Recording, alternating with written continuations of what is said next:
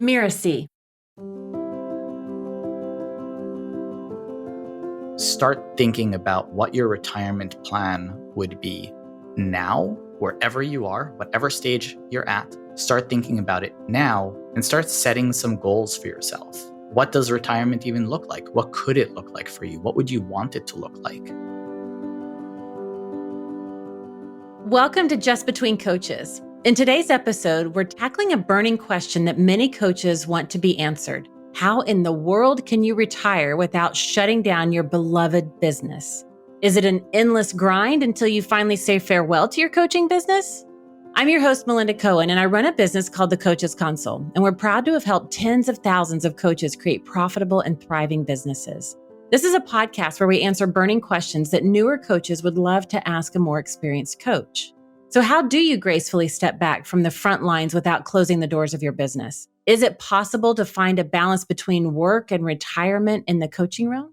One of our listeners sent in a question exactly about this topic. So keep listening as we delve deeper into these questions and provide guidance to help you navigate this important phase of your coaching career.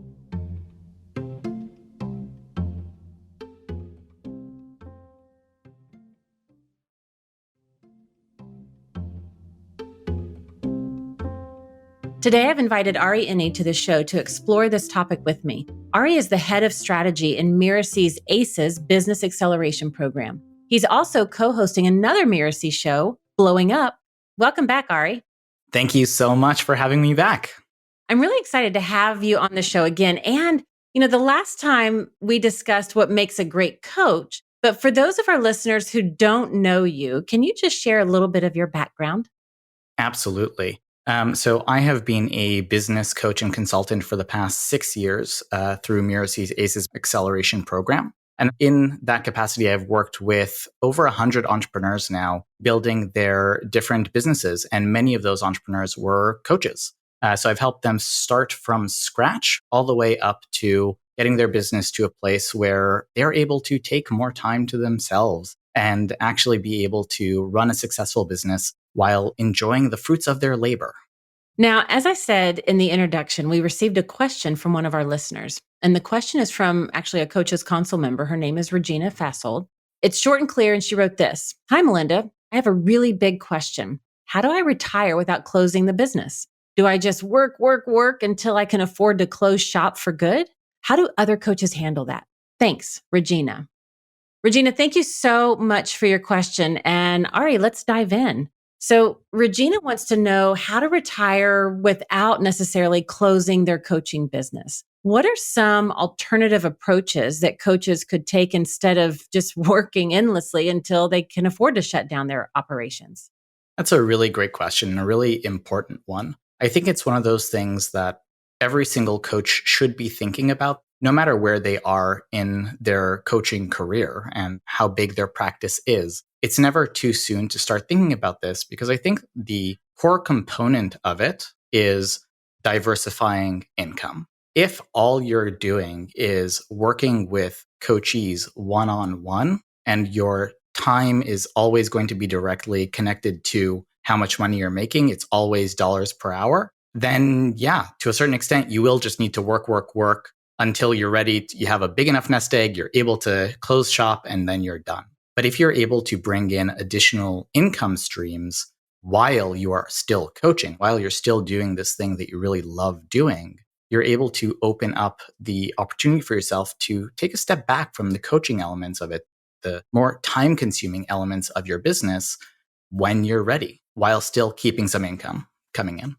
When you say the different sources of income, diversifying your income, do you mean like in our coaching business, I need to be making money doing one-on-one coaching packages or group programs or offer a membership or also do retreats and like those different types of income sources? Or do you mean outside of your coaching business altogether? I've got money coming in from real estate investments or from can you clarify that a bit? Sure. So I think it's a bit of a both and, or it can be a both and. So absolutely diversifying your income streams, period, is a good idea. Having multiple ways for you to make money is always a good idea, whether you're a coach or not a coach. But what I mean when I say diversify your income streams, I'm really talking more about using your same knowledge and expertise that you use in your coaching practice and selling that expertise in other ways. So a great example of this is online courses. If you were to have an online course that you're able to continue selling and continue supporting with either a minimal involvement or no involvement from you, and you can do that after you retire, as it were, that's an income stream that will keep on coming in. Of course, you can't decide that you want to retire next week and then build a course and just hope for that to start bringing in money and, that's it, you're good. This is something you need to plan for ahead of time and start working on ahead of time. And that's why I was saying earlier that I think it's really important that every single coach be thinking about this. Every coach, whether you're going to retire from this, or maybe you're sitting there thinking, oh no, I'm going to be in business for 20 years, or that's not even on my radar yet. Like every coach should have this in the back of their mind to help drive how they're building out their business right now. I know for me, when I started Coaches Console, I'm an efficiencies geek. In my corporate job, I thought this way. Owning this business, I thought this way. And I'm always thinking, if something happened to me, can the rest of my team members or somebody else step in and can the business keep running? And I say that for, God forbid, I don't want anything to happen to anybody on my team. But it's like if something were to happen to any team member, how can somebody step in and that function, that job still happen and the business still runs? And so I was always setting up our business so that it wasn't dependent on me or dependent on a person or a group or a team. And I always had in the back of my head, if I should ever sell this business, I want this to be attractive. Now, I did this at my corporate job. I didn't own that company. I had zero say in if I could sell that business. But I always thought if I could sell this company, what would make it attractive for a buyer? And I made sure the back end was really well done. So a buyer would be like, I want that business. And that was a driving force for me. And so I think that's another component that every coach should be thinking is, if you want to retire, whether it's retire or sell or bring a CEO in or a managing partner or something like that, you got to have your stuff together so that it's attractive for somebody else. I think every coach should be paying attention to that. So let's talk about some of those alternative options. I had a business partner. I wasn't the one retiring, but Kate retired. And we knew that from the get-go that she was 20 years older than me. One day she'd retire and I would buy her out and step in and keep it going. And so that's how we did it. What are some other ways that people could do that? I feel like there are a few. One is creating additional types of products that you could sell that either take no time of yours anymore or less of your time, whether that is a course, whether that is a retreat that you run every once in a while, and it's a very big push for a few weeks, and then you're done for a few months, and so on, and that can happen again and again. Another way to do it is to bring in employees. If you are a solo practitioner, if you're working on your own, is there an opportunity for you to bring in a junior coach so that some of the clients that you start bringing in can actually go to another coach on your team who you are training? So you might be able to still sell relatively easily because you have an established business. You have someone that you can start putting new coaching clients that come to you with, and you can guarantee that those people who are coming to you are still getting a high level of service because you are working with that coach to support them in providing great service. And if you bring in multiple of those coaches, that can increase your revenues because all of a sudden you're working a lot less, or you have a handful of clients, but suddenly you have all these coaches that you are paying to do coaching work for you. And you are getting a certain percentage of that goes to the business. And then if at some point you do want to retire, one of those coaches would probably be able to step up and take over the business for you. And then at that point, you don't have to do the work. The business still functions. You're still an owner of that business, but not an employee of that business. And the employees could be running everything, the managers, the leaders, the CEOs. It doesn't mean you have to have a huge business to do that either. That's right. And you can still receive profits, revenue, income from it while it still functions. That was a natural progression of the Coaches Console. One of my business partner, Kate, one of her dreams was to have a coach team. And so when we launched our program and we enrolled 400 people into our program, and the second launch, we're like, we're going to need more than 2 of us to do this. And so the birth of our coach team happened pretty quickly. And now we've got 8 coaches on our coach team.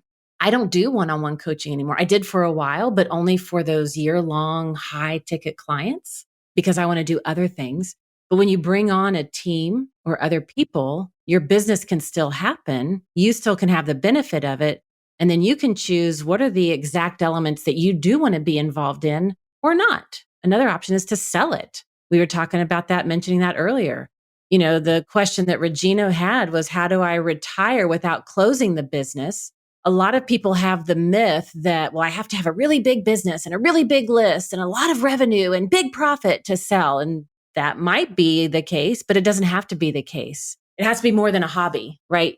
I don't think many people are going to buy a hobby, but if you do treat it like a business, think of it like a business, organize it as a business, then it is an asset that can be sold and you might get a lump sum for it, but the business continues. The work still happens with the clients. You might get payouts over time.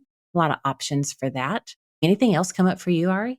This is not a quick thing to do.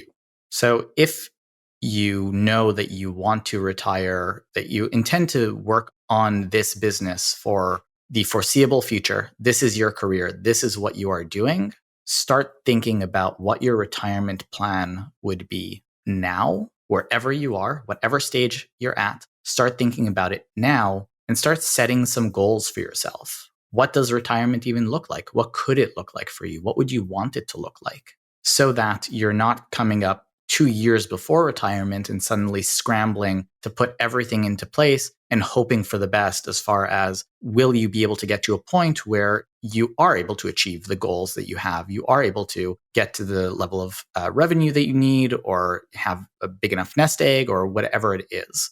I don't think it's complicated as far as what are the options. It is complicated to implement to a certain degree. And so start as soon as you can, whether it is finding new people to come in and work with you, whether that is selling courses, whether that is finding other sources and streams of income that you could use your IP for, whether that is, maybe starting to do speaking gigs where you're a paid speaker. And that's a way for you to reduce the amount of time that you're working one-on-one with people and you're able to maximize your revenues. Whatever it might be, start thinking about it now so you can start putting those things into motion. Now, one of the common scenarios I've seen many times is that scenario you described where you bring in on a junior coach and you're doing some of the coaching, they're doing more of the coaching, and then they're gradually taking over not just coaching responsibilities, but even other responsibilities in your business. What are some of the things that people need to think about if they want to pursue that, finding that junior coach or finding that coach team, or how do they begin to think in that direction with that option? For a lot of people, that step might be a little bit scary, and I just want to acknowledge that. Going from being a solopreneur to having a team can feel like a very big step. Another way is finding a partner. And that is actually the potentially shorter process if you need to get out of your coaching business quicker. So finding someone who is at a closer level to your business that might want to partner with you, that might benefit from getting access to your clients, whether it's them getting access to your IP, being able to do some kind of joint offering with them that they would be able to then run with. That is one way to do it. If it's finding the junior person, I would think about who are the people coming to you that you would want working with a more junior person that you think could work with a more junior person. What are the minimum capabilities, essentially? So certification, of course, but also what experience do you need them to have for you to feel comfortable to start sending clients their way? And what is the rate that makes sense? So, of course, you need to, if the person that is coming to you is going to be working with a more junior coach, likely they will be, you'll be charging a slightly lower amount than what you'd be charging to work with you directly. Because if they're coming to you to work with you directly. If there's someone else, unless they feel like that person is as senior as you are, they might not expect to pay as much. So what is the rate that you think you could charge for their time? And what would be the rate that the junior coach would be happy to have? And does that math work out? Does that math make sense? And I think the transition period is important. Like you said, this is not a quick process. No matter if you're finding a partner or you're finding in that coach team, or coach person, a coach. There's the initial conversation, then there's the training. And I know when we built out our coach team, the first group that we, the next cohort that we offered, Kate and I were still primarily doing it. And we were reviewing, we had 3 months of training for our coach team. And here's the common questions and the common scenarios, and doing some coach training within our content and course and material that they practiced, and we reviewed and gave feedback. And then they practiced some more, and then we reviewed and gave feedback. So there was that bit of transition. And it wasn't until the following cohort that they were ready to actually coach on their own. And so that transition, it's a runway if you want to really create a great, smooth experience for your clients. And then once we had that, it was a good investment up front, because now they're ready to take however many people we want to bring into our course. Now, in that transition, the other thing that was happening is while we were working with our coaches behind the scenes, preparing them, we're working with our clients, preparing them. Yes. That you're about to start working with our coach team, not me, not us. And it's not as difficult as people think. It's just, I had to be very intentional about how I'm positioning my team, how I'm transferring the trust. And I think we have to be very intentional about how we do that to prepare our clients for this transition. Can you talk about that a little bit? Absolutely. That is a really, really great point and a really, really critical piece of this. Your clients are used to you. They're used to working with you, and they probably like you. Otherwise, they wouldn't have stuck around. First of all, it can't be I'm not available anymore, so you're stuck with this person. There needs to be a lot of that transference of trust, as you said, Melinda. And part of that is them starting to be exposed to the new coaches. Part of that is you speaking about the new coaches and talking them up. Part of that is you starting to show your clients why working with the new coach will actually be better for them. And this is what we're always looking for. How can you make the experience for your client even better, especially with a new coach? I mean, you should be striving to always make your clients' experiences better and better and better all the time anyway. That's how, we always want to improve as coaches. But even more so when you're transferring someone to work with a new coach, it needs to feel like a win for them. So not only do they trust this person, but their experience is going to be markedly better because they have a new perspective and they have access to you. So they're getting double the amount of experience behind them. Maybe this person is more available than you are now because you're taking a step back from things. Give yourself that time to make that transition as smooth as possible. So it's a couple of months maybe before the transition actually happens, then another month or so of transition before that is final.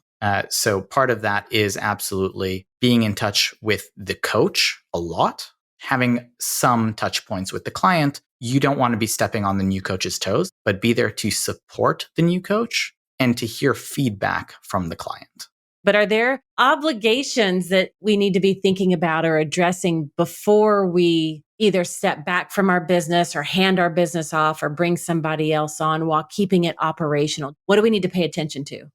So there are a few things here. There is whatever agreement that you have with your clients, and that is something that you should absolutely have in mind anyway. Hopefully you have a very clear agreement with your clients on what the coaching looks like, whether you have a package, whether it's from session to session, whatever it is. I hope there's a lot of clarity there. And with, of course, whoever you bring in, there needs to be a lot of clarity. There's always a danger when you are bringing in someone to your organization. They start representing you. And if things don't go well, you want to have a way to stop things and prevent any further damage from happening. So there needs to be, of course, a non-compete clause in there. There needs to be, clarity around communication and how they can or can't communicate with clients. There needs to be a lot of processes clearly in place. Without clear processes, it's going to be very hard for you to bring someone on anyway. So having all of these pieces, and the legal part is definitely one of them, in place is critical for any good transition and for any point of taking your business to the next level. And so I would absolutely be thinking about, if I were to bring someone on, what are my concerns? And think for yourself about those things as well to talk to your lawyer about, because that's the real person to be talking to about this. Yeah, for sure. Everybody listening should have their own business attorney, their own accountant. that they work with in their business. It's important to have very good agreements in place with whoever you're working with, whether it's a buyer, whether it's an employee, a contractor, a coach, whoever it is. And then the other thing that Kate and I did, we knew when we started the business from day one that she'd be retiring before I did. And so right from day one, we established our exit strategy. We had no idea if it would be 2 years, 10 years, 20 years, whenever. But whenever that happened, we had it spelled out in our agreement. Here's our exit strategy. Here's how we value the business. Here's what this means. Here's the payouts. Here's what happens. So if there were ever a moment that triggered it's time to part ways, we just opened that document and step by step did what it said. And that was important for us because a lot of times in this industry, I find, it's not like a private equity firm that's going to come buy your business. Maybe, but probably not. It's going to be somebody you know, or somebody who knows you, or a student that's gone through your program. And so that close relationship is usually there, and you want to protect that. And so Kate and I said, friends first. Business will not get in the way of friends. And so it was important for us to have those clear agreements articulated in advance so that we could protect our friendship. And we knew no matter what happened, whether it was an easy transition, whether we butted heads, whether we disagreed about something, we could go back to that, protect the friendship, and keep moving. When it comes to you, okay, so we've got this in place, whatever the option is, we found that coach team. It's been a few years. We're making that transition. How do you begin to reduce your workload, maybe your client load, as you approach that retirement point or that where you're backing off without compromising the quality? How do you start to actually do that? So ideally, by this point, you have a team that you trust and that you believe can create really amazing outcomes for your clients. Otherwise, you wouldn't be working with them to the extent that you are. And so you start that conversation with your clients, with your team around, okay, this is coming up. This is my plan. I want to retire in a year from now or 6 months from now. I would try and give yourself as much runway as possible, at least 6 months, if not a year, for you to start having these conversations, letting your clients know it's coming. For some clients, they might just be ready to end and be done. That's totally fine. For some clients, they will be open to the transition, and hopefully they have maybe met the coaches that you work with. And so you can start having that conversation with them around what are their goals? What would be best for them? What is the experience that they need to have in order to continue getting the support that they really need in whatever realm it is that you coach in? And then you talk with them about how that transition will work to make sure that they are getting that support and there is no break in that support. And so you can also be flexible. Some clients will just say, great, I want to meet the new coach and have a conversation with them. Great, I jive with them. Awesome, let's do this. We're good. And some people might need a couple meetings where maybe there's a handoff meeting where it's you and the client and another coach, and you're talking through the challenges that they're currently facing and how you're currently working on those challenges. And you get the new coach's perspective and you start letting them lead, and then they take over and you phase out. And it can be anywhere in between those. It depends a lot on the client. And the most important piece here is to have open and honest communication with the client so they don't feel like they are left behind.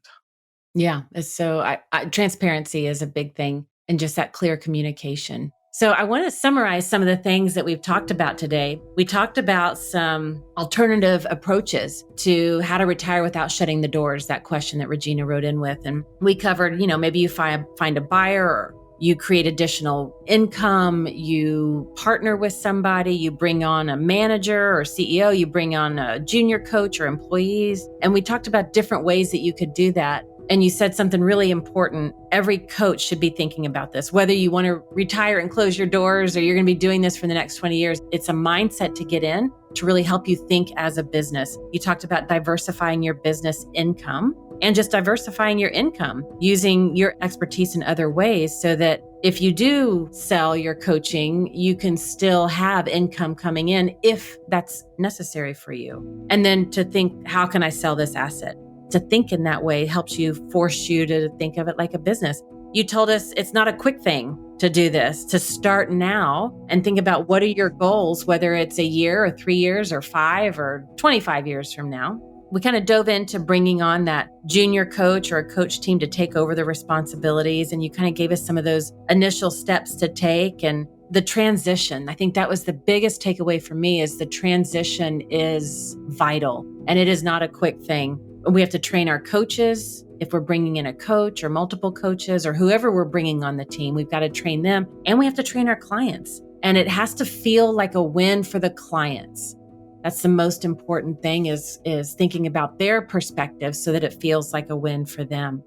We got into some legal stuff without being legal, but mentioning about some of the tools. But in the show notes, you'll find that you need to check with your business attorney on that. We talked about exit strategies and coach agreements, how to gradually reduce your workload, and really just kind of talked about a lot of different ways that it could look. Ari, any parting words that you have for our listeners on this topic? Most important thing is start thinking about it now and think about what is the vision you have for yourself. There's no one right way to do this, but start having this in mind now so you can start moving in that direction, even if it's years and years and years away. Thank you for listening to this episode of Just Between Coaches. And also a big thank you to Ari for this great conversation. And a thank you to Regina Fassold for sending in the question. You can find out more about Ari at Mirasee.com. That's Mirasee, Mirasee.com. Ari, thank you so much for coming back to the show. Thank you so much for having me again. It was a ton of fun. I'm Melinda Cohan, and you've been listening to Just Between Coaches. Just Between Coaches is part of the Mirasee FM podcast network, which also includes such shows as Blowing Up and Self-Awakened Lifestyle. Michi Lantz produced this episode. I wrote this episode together with her. Cynthia Lamb is our supervising producer. Ari Iny is our executive producer, and post-production was by Post Office Sound. If you want to listen to upcoming and previous great episodes on Just Between Coaches, please follow us on Spotify, on Apple Podcasts, or wherever you might be listening right now. And if you like the show, please leave us a starred review. It's the best way to help us get these ideas to more people. Thank you, and see you next time.